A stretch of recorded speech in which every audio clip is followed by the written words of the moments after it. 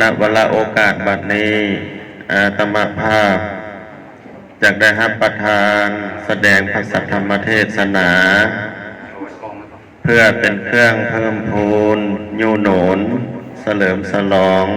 ประคับประคองศรัทธาของท่านเจ้าภาพเมื่อนี้บ่ายมีครอบครัวของ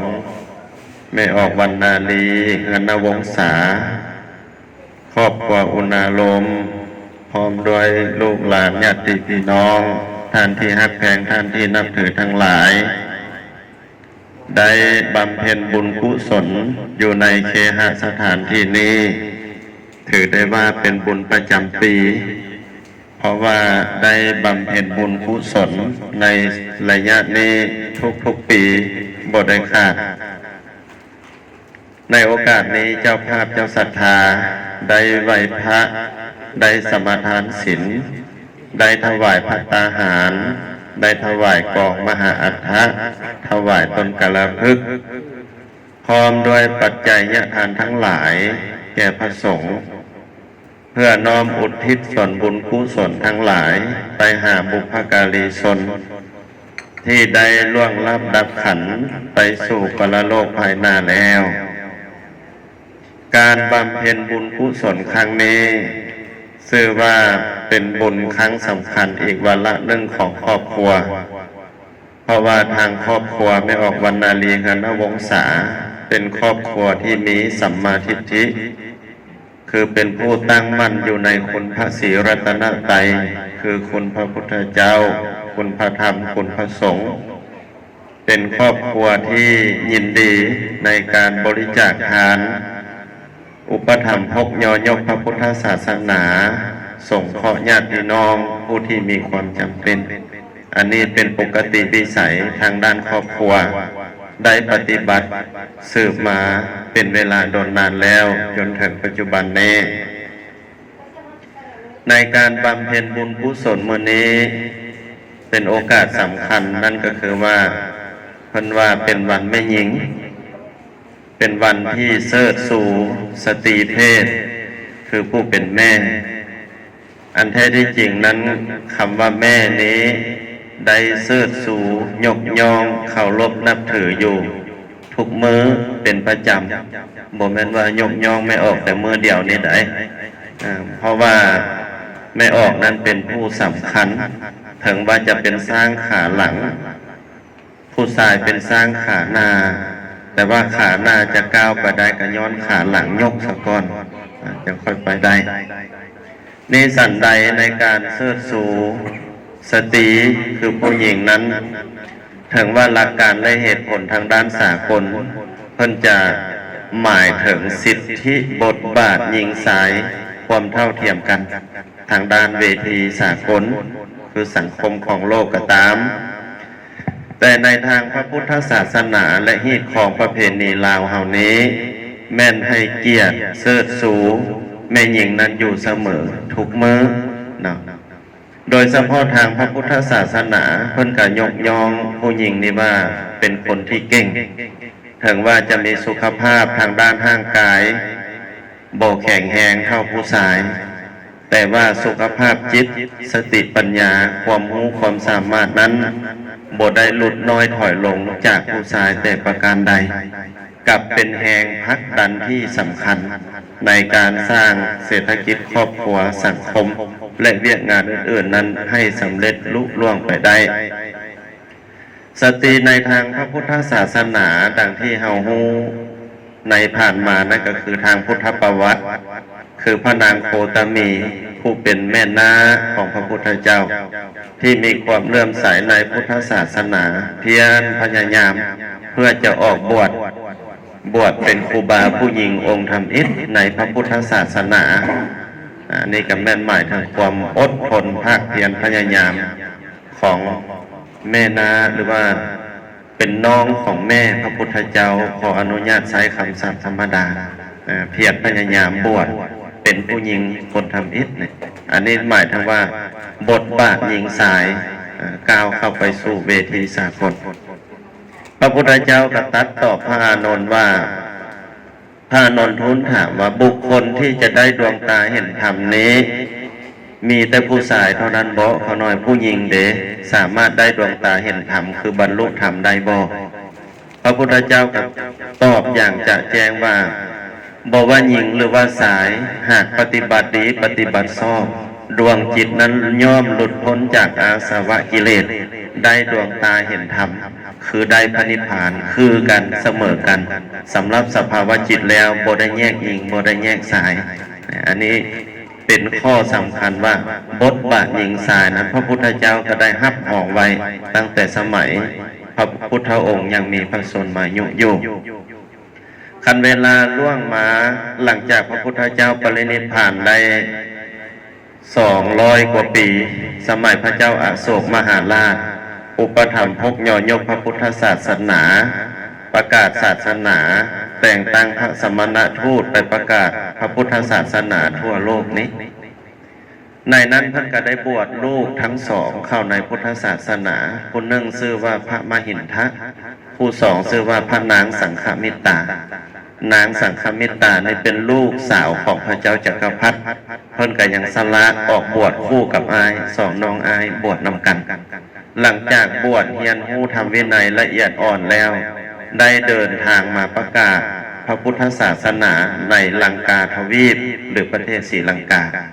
จนพระพุทธศาสนาประดิษฐานมั่นคงในประเทศศรีลังกา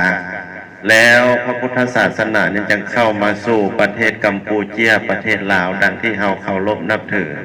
แบบลังกาที่เฮาเคารพนับถืออันนี้ก็หมายถึงศักยภาพของสตรีเพศหรือผู้หญิงนั้นบ่ได้หลุดไปจากผู้ชายแต่ประการใด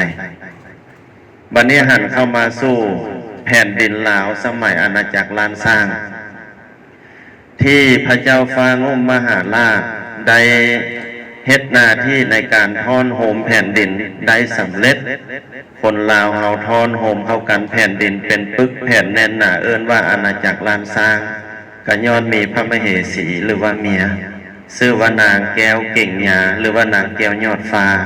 เป็นผู้อยู่เบื้องหลังเป็นกำลังใจที่สำคัญในเมื่อเต้าโหมทอนโหมแผ่นดินเข้ากัน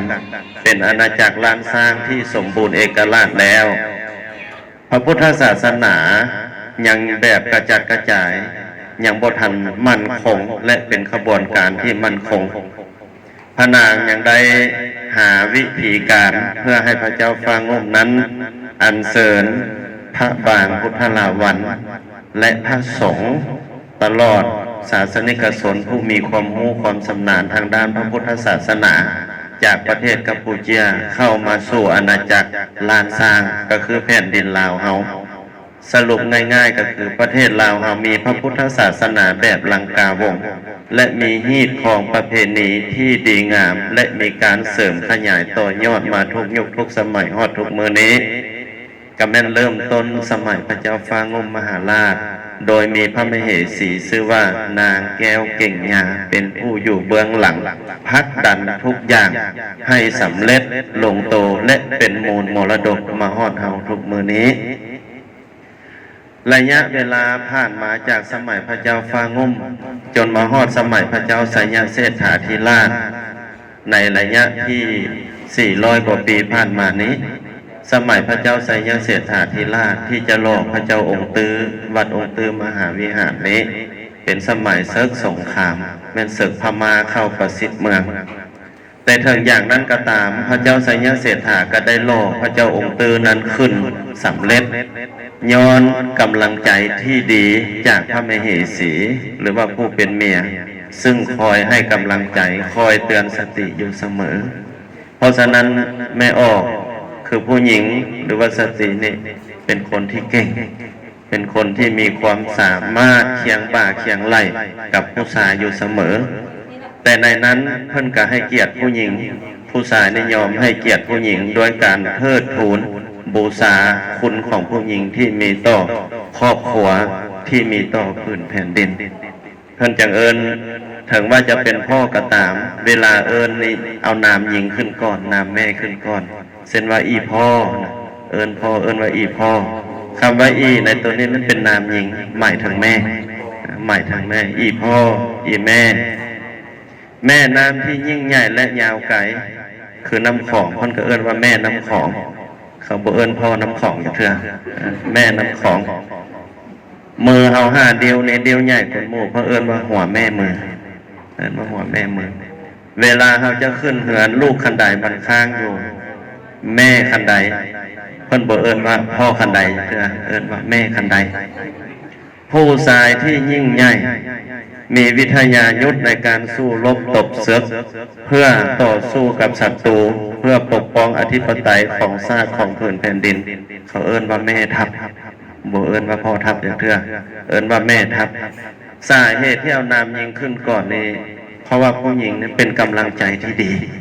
เป็นผู้ที่อยู่เบื้องหลังความสำเร็จทุกอย่างเพราะฉะนั้นเพิ่นก็เลยเสิร์ชสู่เกียรติศักดิ์ศรีคุณงามความดีนั้นโดยใช้คำนำหน้าก็หมายถึงว่าขาดบ่ได้แม้กระทั่งบวชในพระพุทธศาสนาเพิ่งเอิ้นว่าพ่อแม่ครูบาอาจารย์บางท้องถิ่นพระเถระชั้นผู้ใหญ่เพิ่งเอิ้นพ่อแม่คำว่าแม่นี่ปากบ่ได้เพราะฉะนั้นมื้อนี้เป็นวันของผู้หญิงเป็นวันที่เสิร์ชสู่เป็นพิเศษก็ขออนุโมทนานำไม่ออกผู้ที่มีจิตใจละเอียดอ่อนแบกหามภาระทุกอย่างทางด้านครอบครัวทางด้านสังคมและประเทศชาติเคียงบ่าเคียงไหลกับผู้ชายมาหลายยุคหลายสมัยบ่สามารถขนาดนับได้ตัวอย่างในการเฮ็ดบุญมื้อนี้เบื้องหลังความสำเร็จความละเอียดอ่อนเข้าปลาอาหารเครื่องกินของทานละเอียดละออก็เชื่อมั่นว่าแม่ออกเป็นผู้คอยคอนโทรลอยู่เบื้องหลังเพื่อให้ทุกอย่างนั้นออกมาจบงามดีสำหรับครอบครัวแม่ออกวรรณาลีคณวงศาแล้วเป็นครอบครัวที่มีสัมมาทิฏฐิคือห้าฐานศีลธรรมคุณธรรมนั้นตั้งมั่นนั่นก็คือว่าเป็นผู้มีทิศทางหกที่สมบูรณ์แบบคำว่าทิศทางหกที่สมบูรณ์แบบอันที่หนึ่งคือทิศเบื้องหน้าหมายถึงพ่อแม่ครอบครัวเขาเคยมีพ่อมีแม่บางครั้งอดีตและครั้งปัจจุบันเป็นผู้มีพ่อมีแม่ที่นักแน่นมั่นคงที่ดีงามรักศีลธรรมทางพุทธศาสนาจึงเฮ็ดให้เฮานี่สืบทอดคุณธรรมศีลธรรมจริยธรรมอันนั้นเสมอต้นเสมอปลายมาทิศที่สองคือทิศเบื้องขวาเฮามีครูอาจารย์ฝึกสอนเฮาดีเฮาจึงมีความรู้ระดับที่แน่นอนเวลาเฮาจะเฮ็ดสิ่งใดลงไปจะกระทำสิ่งใดลงไปย่อมได้รับมรรคผลที่ดีเพราะเฮาเป็นผู้มีครูอาจารย์ที่แน่นอนและมีความรู้ระดับที่แน่นอนทิศที่สามคือทิศเบื้องหลังเฮามีครอบครัวผัวเมียที่ดีสามีที่ดีภรรยาที่ดีไว้อกไว้ใจใดเบาอกเบาใจใดเฮาจึงสามารถสร้างเศรษฐกิจครอบครัวและพัฒนาให้อุดมสมบูรณ์หั่งมีโดยความม่วนอกม่วนใจเบาอกเบาใจได้อันนี้ทิศเบื้องหลังเป็นทิศที่สามทิศที่สี่คือทิศเบื้องซ้ายเฮามีหมู่เพื่อนที่ดีเพื่อนร่วมงานก็ดีเพื่อนในสังคมก็ดีบ่มีคนพาลมีแต่บัณฑิตจึงเฮ็ดให้ชีวิตของเฮานี่เดินแม่นแล่นสะดวกย้อนคนรอบข้างคือหมู่เพื่อนในสังคมนั้นมีแต่คนดีเป็นคนดีทิศที่ห้าคือทิศเบื้องต่ำคือบุคคลที่อยู่ภายใต้การปกครองที่เฮาปกครองอยู่ข้าเจ้าก็เป็นคนดีมีคุณธรรมมีศีลธรรมที่ข้าเจ้ามีคุณงามความดีก็แม่นเฮาเป็นแบบอย่างข้าเจ้าจึงเฮียนแบบในสิ่งที่ดีที่งามจากเฮาเพิ่นจะเอิ้นว่าแบบอย่างที่ดีมีค่ากว่าคำสอนในเมื่อว่าเฮามีบุคคลอยู่ภายใต้ปกครองที่ดีชีวิตของเฮาก็เดินแน่นแล่นสะดวกอันนั้นแม่นทิศทั้งห้าคือทิศเบื้องต่ำบัดนี้ทิศเบื้องสูงก็คือพระสงฆ์สามเณรครอบครัวเฮานี้มีพ่อแม่ครูบาอาจารย์ที่เฮาเคารพนับถือบอกว่าจะเป็นระบบสังคมและระบบครอบครัวเฮามีครูบาอาจารย์ที่มีศีลมีธรรมมีสัมมาทิฏฐิเป็นผู้คอยชี้ทางอย่างทางแนะนำเตือนสติและเป็นกำลังใจให้เฮาอยู่เสมอในเมื่อว่าทิศทางหกของครอบครัวเฮาสมบูรณ์ครบถ้วนแล้วครอบครัวเฮาจึงห่มเย็นผาสุขปราศจากอุปสรรคคัดข้องใดๆบ่เกิดเฮ็ดให้ครอบครัวเฮานี้มีแต่ทางพัฒนา และเจริญขึ้นโอกาสนี้เฮาก็ได้บำเพ็ญบุญกุศลเนื่องจากที่ทางหกเฮาสมบูรณ์เฮาจึงโนทางสร้างนำทำบุญบำเพ็ญบุญกุศลคือสร้างที่พึ่งให้แก่เฮาเองสร้างที่พึ่งให้แก่บรรพบุรุษบุคคลฮักแพงที่เพิ่นล่วงลับดับขันไปแล้วด้วยการให้ทานในการให้ทานทางพระพุทธศาสนานี้มีอยู่หลายอย่างอาตมาจะสั่งหอมลงพอสังเขปในให้เป็นข้อคิดและแนวทางปฏิบัติอันที่หนึ่งเพิ่นเอิ้นว่าวัตถุทานคำว่าวัตถุทานในที่นี้หมายถึงการทานปัจจัยสี่ปัจจัยเป็นเครื่องอาศัยของคนทุกคนรวมทั้งพระสงฆ์องค์เนรที่บวชในพระพุทธศาสนาอันที่หนึ่งก็คือจีวรคือผ้านุ่งแพถือญาติโยมได้ทานอยู่เรื่อยๆผ้าไกรไตรจีวรและอื่นๆประการที่สองบิณฑบาตคือข้าวน้ำโภชนะอาหารเจ้าภาพเจ้าศรัทธาหัวอุปถัมภ์คำสู่วัดวาอารามพระสงฆ์องค์เน้นเป็นประจำบ่ได้ขาดทุกมืออยู่แล้วเรื่องบิณฑบาตหรือข้าวน้ำโภชนะอาหารประการที่สามเสนาสนะคือที่อยู่อาศัยเสื่อศาสตร์อาสนะหมอนมุ้งกุฏิวิหารวัดวาอารามทางครอบครัวก็ได้สร้างได้พัฒนาได้ให้ทานอยู่โดยเฉพาะคือกองอัฐะหมายถึงรวมปัจจัยสี่อยู่หันหมดก็ได้ทานตลอดเป็นระยะมาด้วยความบ่ประมาทด้วยความตั้งใจที่ดีงามประการที่สี่ปัจจัยที่สี่นี่คือคิรณะเภสัชเรื่องว่านยารักษาโรคาพยาธินอกจากหากจะให้ทานว่านยาตามโอกาสอันควรแล้วการเบิ่งแยงดูแลสุขภาพพระสงฆ์องค์เนรทางด้านครอบครัวนี่ได้ช่วยเหลือได้เบิ่งแยงพระสงฆ์องค์เนรที่หู้จักฮักแพงองค์ใดสุขภาพบ่ดีพาหาหมอว่านยาดีๆเอามาถวายมาทานอันนี้ชื่อว่าเฮาได้ทานปัจจัยสี่คือวัตถุทานทานต้นกระพึกก็ดีกองอัฐาก็ดีจัดอยู่ในวัตถุทานอันนี้ทางครอบครัวได้ปฏิบัติเป็นประจำบ่ได้ขาดอีกประการหนึ่งเพิ่นเอิ้นว่าอภัยทานเรื่องการให้อภัยนี้ทางครอบครัวเฮานี่ก็ถือว่าพ้นเด่นอยู่บ่อนใดว่าครอบครัวเฮาบ่ถือโทษโกรธเคืองกับผู้ใดให้อภัยแก่คนรอบข้างอยู่เสมอโดยเฉพาะบุคคลที่อยู่ภายใต้การปกครองการเฮ็ดเวียกเฮ็ดงานลางเทื่อกระถึกแดดผิดแดดก็มีแต่ให้ธรรมะคือคำสอนอบรมสิ่งที่ดีที่งามบ่เคยถือโทษโกรธเคืองบ่เคยเอาเรื่องเอาราวให้เดือดเนื้อร้อนใจเผาไหม้อันนี้แม่นคุณธรรมทางด้านครอบครัวเฮาเคยให้อภัยเสมอตลอดถึงสัตว์เดรัจฉานก็มีความเมตตาให้อภัยอยู่เสมอประการที่สามธรรมทานในที่นี้หมายถึงการอบรมพร่ำสอนบุคคลที่อยู่ภายใต้การปกครองสมาชิกครอบครัวตลอดถึงแนะนำบุคคลรอบข้างสอนให้รู้คำสอนที่ดีที่งามวิชาอาชีพที่ประเสริฐแนวทางในการประกอบอาชีพหาอยู่หากินในอนาคตครอบครัวเฮานี่บ่เป็นครอบครัวที่คับแคบเป็นครอบครัวที่กว้างขวางยินดีแนะนำให้ข้อคิดและช่วยเหลือบุคคลอื่นอยู่เสมอตลอดฮอดธรรมะยามไปวัดไปวาทำบุญศีลกินทานได้ยินครูบาอาจารย์เทศในสิ่งที่ดีที่งามนำมาขยายความออกอธิบายให้บุคคลอื่นเข้าใจอันนี้เพิ่นเอิ้นว่าธรรมทานผู้ฮู้เพิ่นตัดสรรเสริญไว้ว่าสัพพะทานังธรรมทานังสินาติการให้ธรรมะเป็นทานย่อมชนะการให้ทางปวงทางครอบครัวเฮากับปฏิบัติอยู่เสมอนอกจากเขาจะปฏิบัติเรื่องการให้ทานแล้วกฎสามอย่างหรือว่าพื้นฐานสามอย่างที่ดีงามของชาวพุทธครอบครัวได้ปฏิบัติอยู่เสมออันนึงคือทานคืออาตมาว่ามาเรื่องทานนี่ว่าสมบูรณ์แบบ 100% และกาย 100% ทางด้านครอบครัวประการที่สองก็เป็นศีลการรักษาศีลนี่แน่นอนที่สุดครอบครัวเฮาเป็นครอบครัวที่มีศีลเป็นครอบครัวที่มีธรรมที่สมบูรณ์แบบ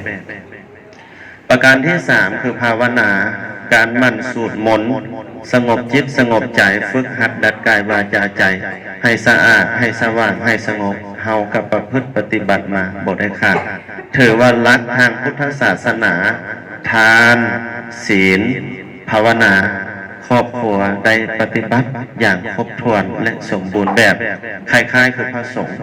พระสงฆ์ก็มีกฎพื้นฐาน3อย่างคือกันแต่ว่าต่างจากญาติโยมหน่อยนึง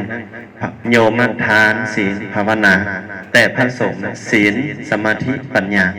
พระสงฆ์เพิ่นจะเริ่มจากศีลคือสำละตนเองให้เป็นผู้มีศีลอันบริสุทธิ์เพื่อครอบงำกิเลสทั้งหลายอาสวะเครื่องเศร้าหมองทั้งหลายบ่ให้มาใกล้ประการที่สองสมาธิคือการฝึกหัดดัดจิตใจนี้ให้นักแน่นมีสมาธิเพื่อบ่ให้อาสวะคือเครื่องเศร้าหมองนั้นเฟื่องฟูขึ้นมาในจิตใจประการที่สามปัญญาคือทำให้แจ้งทางด้านจิตใจด้วยการปฏิบัติตามหลักสมถกรรมฐานและวิปัสสนากรรมฐานเพื่อให้ก้าวเข้าสู่ความหลุดพ้นเป็นที่สุดจึงจัดว่าสุปฏิปันโนภควโตสาวกสังโฆทรงสาวกของพระผู้มีพระภาคเจ้านี้เป็นผู้ปฏิบัติดีปฏิบัติชอบในที่สุดว่าสมควรหัตถกินฐานสมควรแก่การกราบไหว้สมควรแก่การเคารพสมควรแก่การต้อนรับและเป็นเนื้อนาบุญอันประเสริฐของโลกบ่มีนาบุญอื่นยิ่งกว่าดังนี้วันนี้ครอบครัวแม่ออกวรรณาลีหานวงศาครอบครัวอุณลมพร้อมด้วยลูกหลานญาติพี่น้องได้บำเพ็ญบุญกุศลประจำปีถือว่าจบงามดีและถูกต้องตามฮีตของประเพณีหลักคำสอนทางพุทธศาสนาทุกประการอาตมาภาพต่างนาให้พ่อแม่ครูบาอาจารย์มีอย่างท่านใหญ่ประธานเป็นต้นขออนุโมทนาบุญกุศลส่วนนี้รัตนตญานุภาเวนะขออนุภาพคุณพระศรีรัตนตรัยคือคุณพระพุทธคุณพระธรรมคุณพระสงฆ์บุญกุศลทั้งหลายจงดลบันดาลให้ท่านมีความร่มเย็นผาสุขหุ่งเหืองได้ดังมากดังปรารถนาทุกประการทุกท่านทุกคนเทินเอวัง